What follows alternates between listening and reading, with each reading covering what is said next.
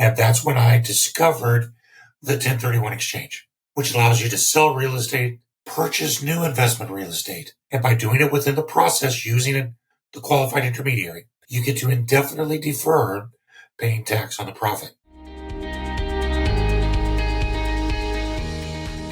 This is your daily real estate syndication show. I'm your host, Whitney Sewell. Thank you for listening to the show. My goal is for you to become a savvy investor by learning from some of the best operators and investors in the business. I'd like to hear from you.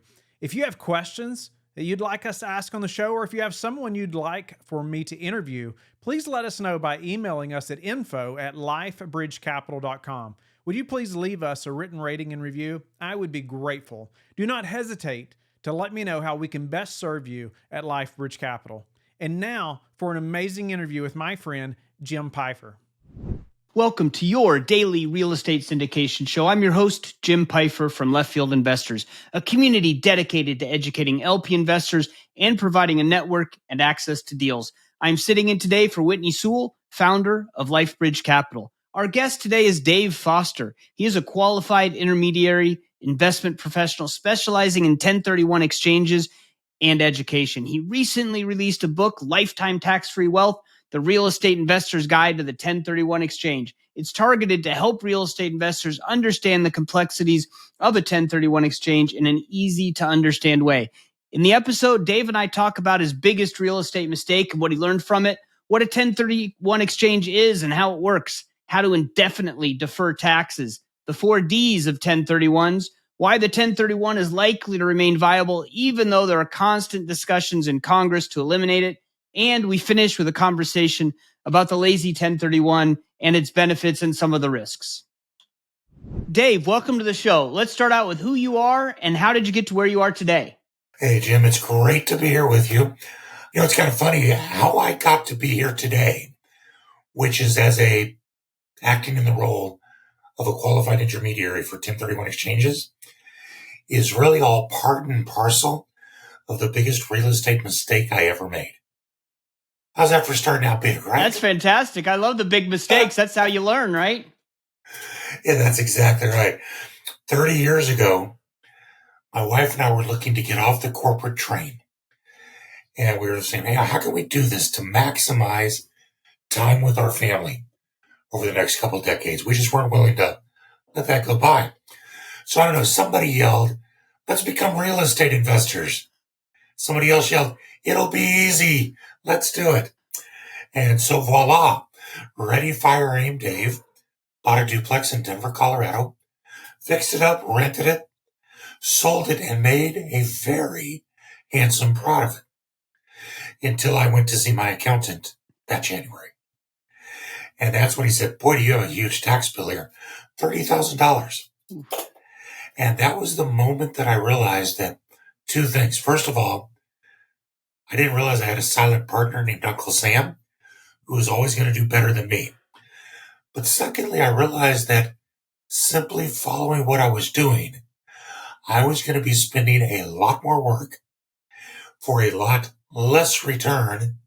And it was going to put our goal to sail away on a sailboat with our children in 10 years in jeopardy. And so I embarked, because I'm an accountant and I'm just that kind of nerd, I started to embark on a way to get my silent partner out of the picture. And that's when I discovered the 1031 exchange, which allows you to sell real estate, investment real estate, purchase new investment real estate. And by doing it within the process using the qualified intermediary, you get to indefinitely defer paying tax on the profit. Well, that was music to my ears, because just like anybody can do, you throw $30,000 into a spreadsheet and project that forward at a 10% rate of return. I'm about $600,000 poorer than I would have been without that first mistake. So since that time, we started doing them for ourselves. We loved how it worked for us. So we began doing it for others. And here we are 24 years later, we were able to move our portfolio personally from Colorado to Connecticut to Florida onto a 53-foot sailboat that was paid for with tax-free dollars and lived on it for 10 years with our children living off of the revenue from tax-deferred dollars inside our vacation rental portfolio. Wow. That's my story. No, that's a fantastic story. And, it makes sense. And this is why this kind of topic is so interesting to me, because taxes, they're the biggest eroder of your wealth. And you gave a great example of that. You lose 30 grand now, it's 600 grand in your future. And so if you can figure out ways to mitigate, defer, avoid, all legally, of course, the tax burden, then you're going to be way ahead without even making any other changes. So that's fantastic. And I want to dig right in before we say, well, let's start with, what is a qualified intermediary? So in their infinite wisdom, the IRS does not trust taxpayers.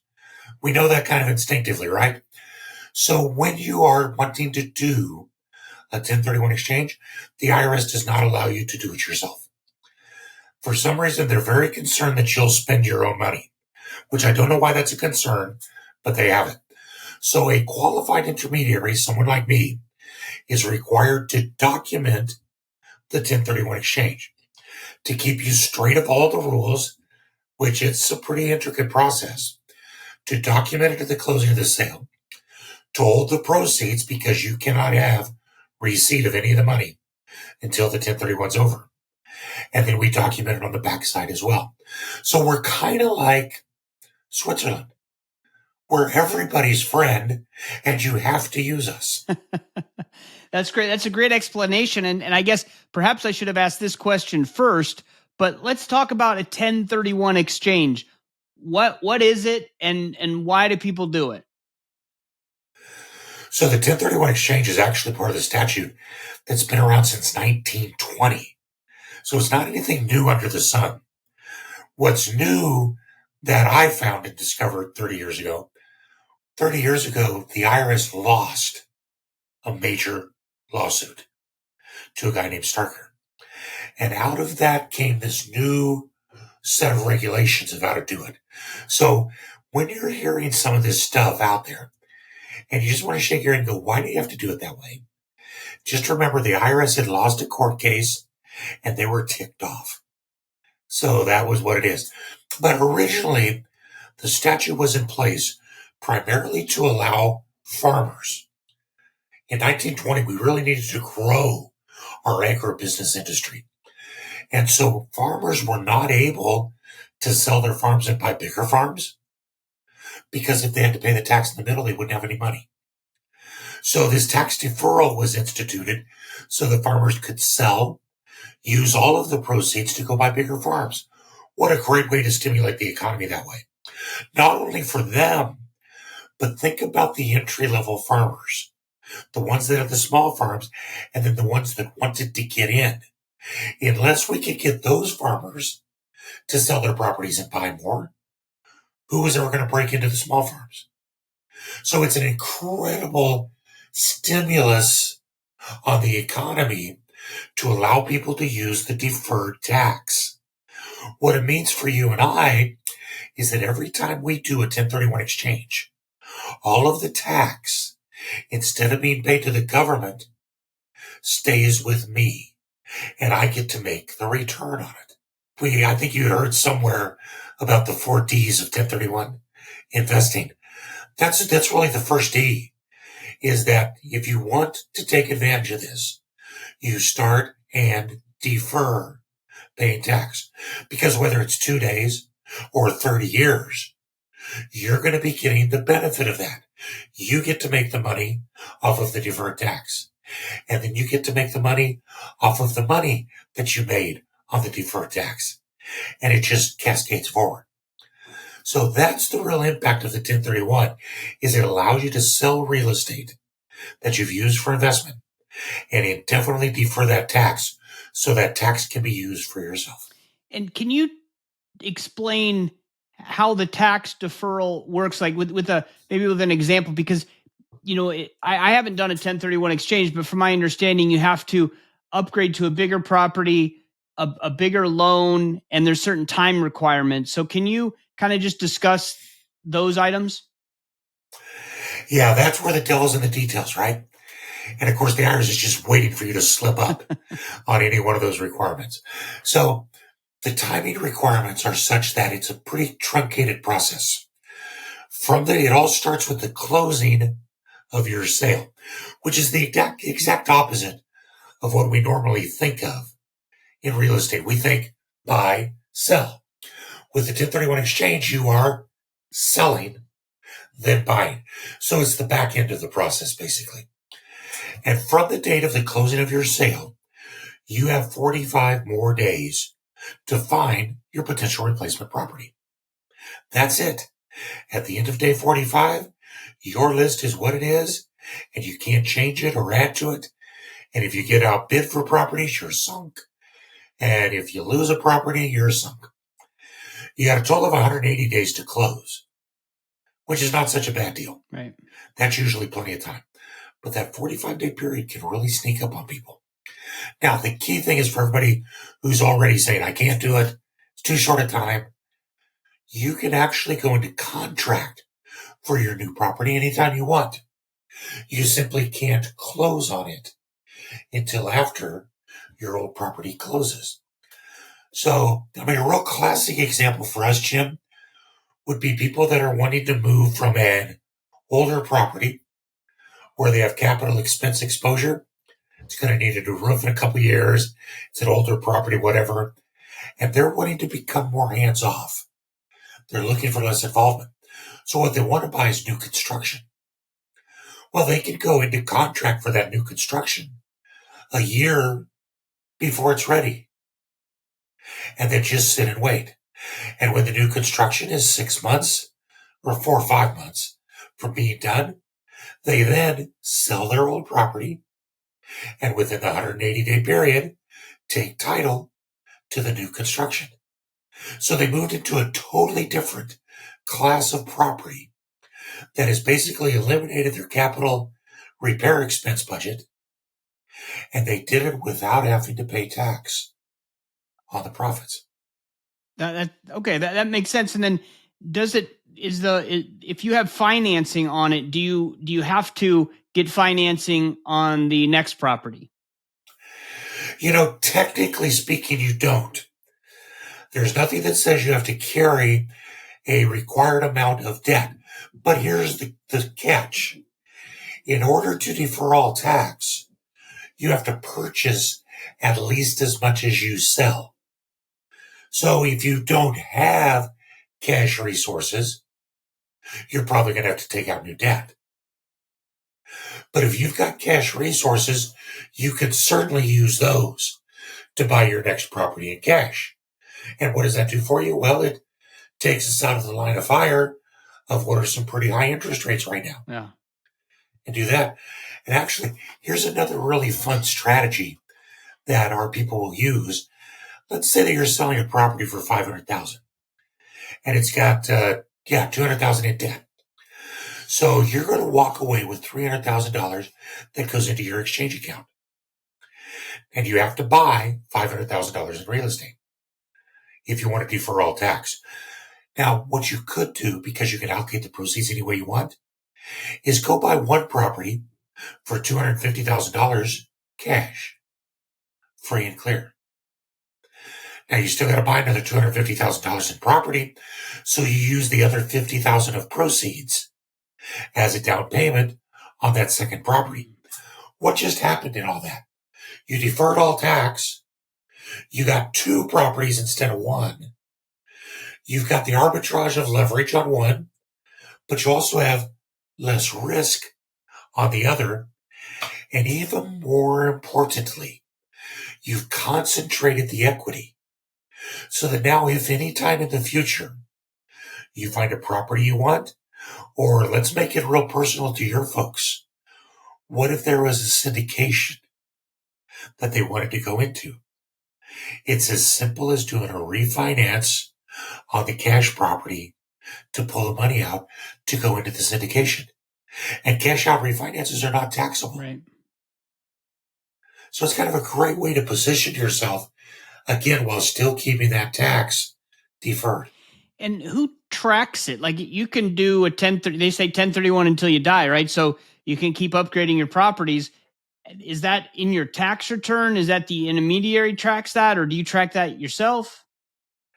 The intermediary has to provide all of the documentation surrounding the transactions. It's your accountant that reports the 1031 on your 1040 return, or whatever the return of the entity is. And they'll report that one time at the end of the year, every time you sell a property and do a 1031 exchange. So yeah, it doesn't reset the depreciation, but it adjusts the depreciation. It adjusts the basis. So that just happens every time you do it. So yeah, conceivably, it's possible to continue 1031 exchanging the entire way throughout your life. Okay, so now I want to kind of dig into this a little bit more. We talked about briefly. We got one of the 4 Ds, right? Was defer. So what are all the 4 Ds of 1031 investing? I'm going to give you the next one, but you got to guess on the third. So get ready. The second D is defer. And that's because the 1031 exchange specifically allows you to adjust your strategies and your business model to whatever the real estate market is telling you. It doesn't restrict you at all. You can go from any type of real estate to any other type of real estate. So once you're in like single family rentals, you don't have to stay there. If multifamily is the thing, you can move into that. You can move into commercial or raw land or sell any number of properties and change the number. Sell 1 and buy 2. Sell 3 and buy 1 larger one. Whatever the real estate market is telling you is the right thing to do, that's going to boost your return. That's what you can do. I can't tell you. I wish I had a nickel for every one of my clients from the Bay Area in San Francisco that decided they were going to follow Elon down to Austin in 2014 and sold at massively appreciated prices in the Bay and bought, well, dirt cheap land around Austin, Texas. They've done pretty well, don't you think? I'm sure they have. And they did that because they were able to 1031 and keep the tax deferred. So whatever the market is telling you, you can go from a high appreciation to high cash flow. From where appreciation is topped out to places where the market's just starting to churn. And that is really key because it gives you the flexibility to chase returns and not get stuck into a rut with a particular business product type. Okay, so we have defer, and the second one was? Defer. What was the first one then? Defer. So defer. Okay. Is that all 4 of them? Is that your guess? Jim says the third one's defer. He's absolutely right. I was confused there for a minute, but now I see where we're going. Yeah, well, you see how easy it is to confuse me. Yeah. Now, the third defer, just like the 1031 exchange allows you to adjust to the market, the 1031 exchange, more importantly, allows you to adjust to wherever you are in your personal real estate journey. So wherever you're at, I don't know about you, but I started on my real estate journey with a lot more energy than knowledge and money. So I just kept having to buy a bigger hammer to make it work. Yeah. But as we move along, our processes start to become more sophisticated. Our time becomes more precious. When you stack it up against money, we start to have less time and more money. And our needs change from being single individual to a married couple to children to needing places to vacation, to start thinking about retirement, to moving from active to passive. All of these things that happen very naturally to all of us. And the 1031 exchange can accommodate them. You can start to consolidate properties as you get older and sell several properties to buy one bigger property that's going to be self-managed or is going to take you less effort. If you're young and energetic, sell an expensive property and buy several small properties that all need value add. As you get close to retirement, or when you've got kids especially, we start to think about vacations, don't we? What's going to happen in spring break? What are we doing this summer? Well, gosh, wouldn't it be nice if we could 1031 exchange this single family rental in Columbus and go buy a beach house in Dustin where we're going to get some weeks of use ourselves and we're going to generate rental as a short-term rental the rest of the year. What a great way to accommodate your family's changing needs. And then speaking of retirement, this one's awesome, Jim, because a few years ahead of retiring, our clients will start to transition their portfolio where they want to end up. So guys in Cincinnati, Ohio, he wants to retire in Sarasota, Florida. So a few years ahead, he starts to sell Ohio and buy using 1031 exchange, so he's not paying any tax. Rental properties in Sarasota, maybe a couple of them are beachfront condos or really nice houses, but they're income properties. When he's ready to retire, the first thing he's going to do when he's done is sell his primary residence there. Why? Because the proceeds from that are going to be tax-free.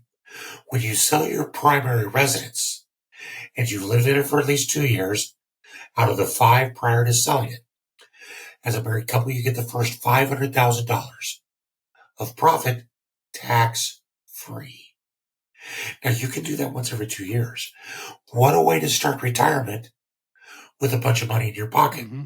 Now, I suppose you could go down to Sarasota, buy a house with it, but Section 1031 gives us a better idea. Instead of buying a house with that $500,000, have fun with it. And instead, convert one of your investment properties into your next primary residence. Simply converting a property from investment to primary does not trigger the tax. As long as you own that property, you'll still never pay the tax. And if you move into it and have lived in it long enough, then you'll start to get a portion of that tax-free. So you're actually able to convert some of the deferred tax to tax-free money. And you can do that every time you convert a house into your primary residence. So what an awesome retirement gig, right? Yeah. I've got a client that bought 3 identical condos down on St. Pete Beach using a 1031. He moved into the first one. Once he'd owned it for 5 years, had lived in it for 3 years, he sold it. He got 60% of all of that deferred gain tax-free. Wow. You know where he moved? Next door. Absolutely. And he did it again. I mean, that's such a great way to accommodate not only where you want to be, but also to maximize your tax savings. So, are you ready? The 4th D. Don't say it, because it's a trick question. Of course. The 4th D is die. And I admit it, it's not my favorite option. No, everyone's going to do it, though. That's exactly right. So let's address the elephant in the room. We're all going to die. And when you die, your heirs inherit your real estate as if they paid market value for it on the day you died. In other words, all of that deferred tax that you got to spend for your lifetime, you don't have to pay it back. Your estate doesn't pay it back. Your heirs don't pay it back. Your properties truly go to your heirs tax-free. That's great. I mean, I'm excited about that, but I'd also be gone by then, so it's not super exciting. But well, yeah, and be careful that you don't tell your children about it. Right. Well, I had one of my sons decide to go into the medical field shortly after. So I think he's researching how to pull the plug. So with all this, I mean, that was a great explanation of the 1031, the process, and how you can really optimize it, which is fantastic. What kind of changes that, legislative changes could there be? Could they, I've heard they're going to get rid of the 1031 or change the 1031. And fortunately, most of the people in Congress own real estate. So probably these changes won't be too severe. But can you talk about some of the changes, some of the updates, and some of the risks, legislative risks to this process? It's interesting. Now that I've got enough longevity in this field, I've been able to sit through a whole bunch of administrations. And it's funny that every one of them has toyed with the idea of getting rid of the 1031 exchange. I mean, everyone, Republican and Democrat alike. So it's tempting, and I understand why, because it's low-hanging fruit. Let's get rid of all that money that those evil, rich real estate landlords are making. Here's the problem, and what a lot of bright people realize every time they start talking like that. Number one, the average sales price of a house that's 1031 exchanged these days is less than $400,000. This is not the $500 million office buildings. This is mainstream America that are able to use this process. So when Congress realizes that, oh, wait a minute, there's more than a few votes against this, they start to change their tone very quickly. But even beyond that, there's a bunch of studies out there that are crystal clear that while you may be able to get some capital gains, remember capital gains tax is a lower tax rate. While you may be able to capture some of that, if you get rid of 1031, you're going to stagnate the industry. And if you stagnate the industry, you're going to lose far more money. Because for every 1031 exchange where there's a little bit of capital gains tax that you're giving up, or that you're taking, you're giving up 2 real estate commissions, 2 title company closings, 2 title company issuances, 2 inspections, 2 appraisers, 2 handymen doing the paint and staging. And all of those people are paying ordinary income, which is a higher tax rate. So you get rid of the 1031 exchange. Yes, they get a little bit of money, but they lose a ton.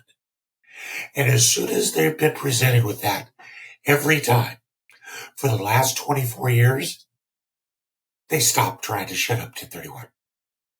It's just too good for the economy. So I'm not anticipating any changes at all. Yeah, that's a good way to explain it. I hadn't heard it explained like that before with all the other things that happen in a real estate transaction. So that's a great explanation. Now, I used to be an active investor.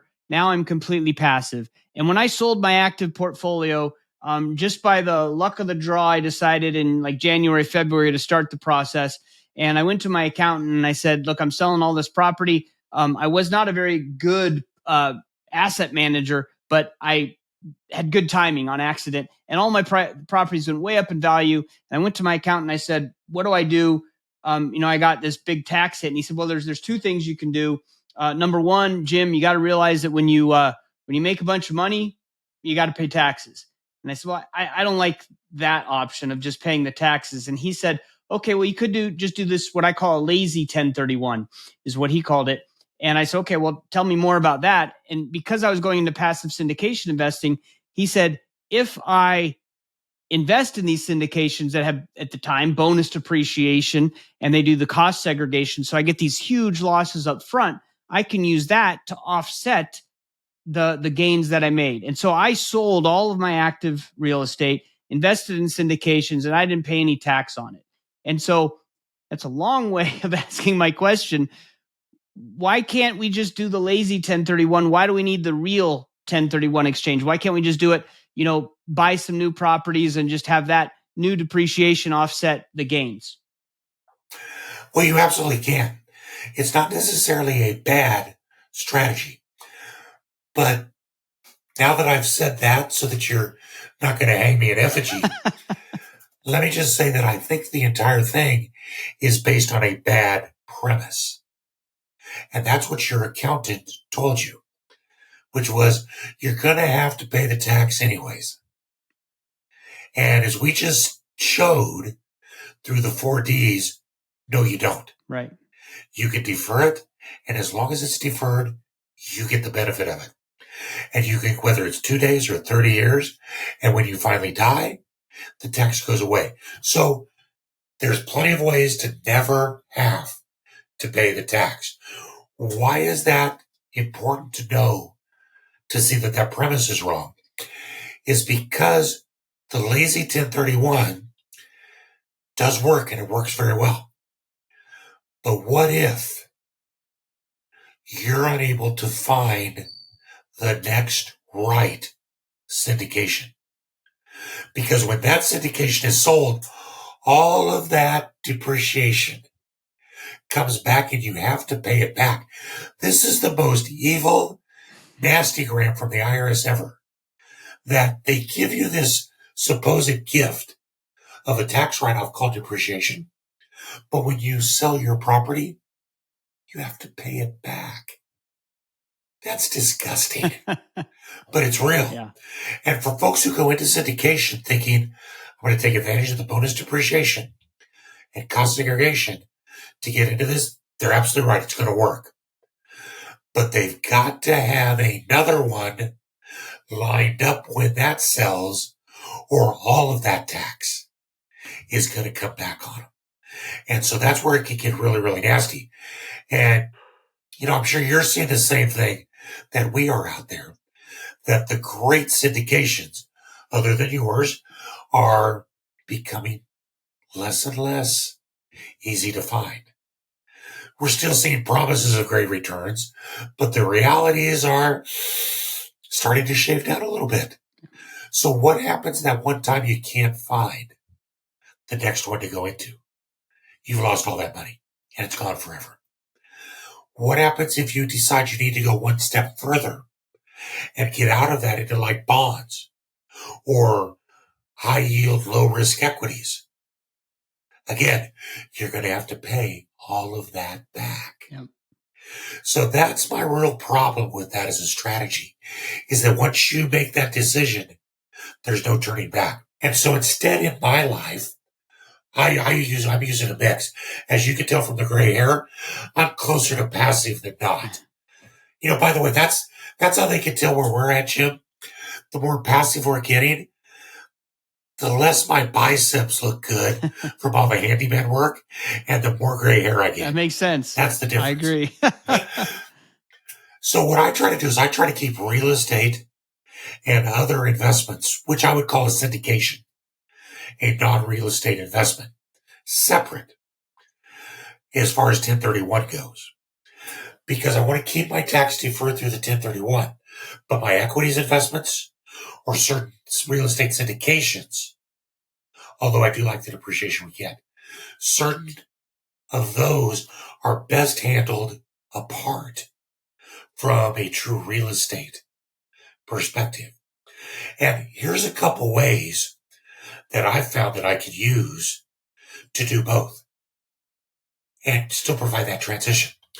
So the first one is that if there's a syndication that I like that looks good, I'll sell a piece of property and I'll do a 1031 exchange, but I'll do a partial 1031 exchange. I'll take a look at what my tax profile is. I'll go in and yell at my accountant for a while. We'll try to get an idea on the impact. And then I'll take some money and invest that in the syndication, knowing that I'm going to be paying tax on it. So I'm still managing a tax bill.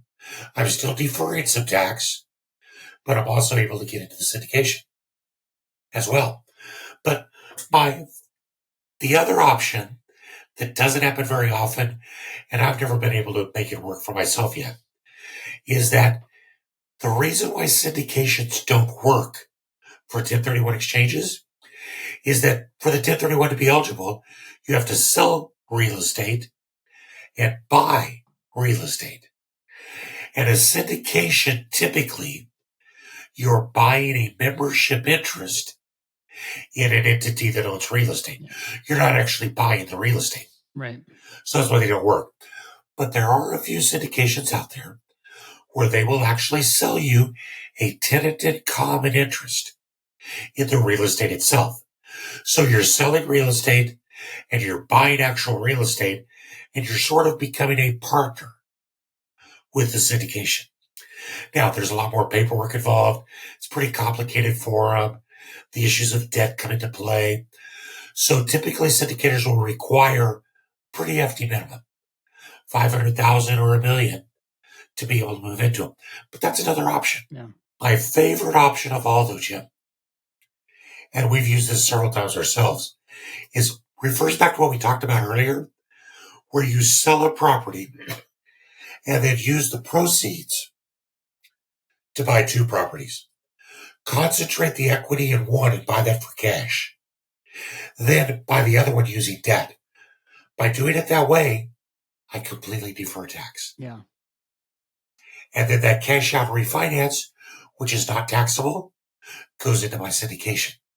So at the end of the day, not only did I reposition my portfolio, I got 3 properties for one, 2 that I own and 1 syndication. And I only had to take out 1 or 2 debts on it, and the tenants are paying the mortgages. So that's my favorite way to backdoor into syndications. But the lazy 1031 will work. You just got to pay real close attention to the back end. Yeah, and for me, I think every person's in a different situation, right? I had 0 interest, and I was not going to own any properties myself anymore. I wanted to be completely passive, and so that was a way to get that. And I realized that, now I'm behind it, right? I will have to continue investing in these syndications and real estate to continue the ball rolling, which is similar to the 1031 in that you have to keep doing it, or you just keep owning the same asset until you die, and then you got the other 3 Ds, right? Deferred, and then now it's gone. Yeah, you're exactly right. The biggest difference is when it's your property, you have control. Exactly. Yes. And I've given up all control as a passive investor anyway, but those are great points. And it's one of the biggest things you have to realize if you're going to be a passive investor is that you are giving up all control and you're at the mercy of other people completely. And once you submit to that, I guess, then you're in that boat and off you go. Is there anything else about a 1031 that we should know? Well, we talked, we sort of not in specifics, but the idea that in order to defer all tax, you've got to purchase at least as much as you sell, but you can't purchase less and pay a little bit of tax on it. So that's really the biggest bugaboo there. Any type of real estate for any other type, the 2 timing requirements, we have to match the taxpayer. So whoever is doing the selling has to be doing the buying. The most important thing is you have to use the QI.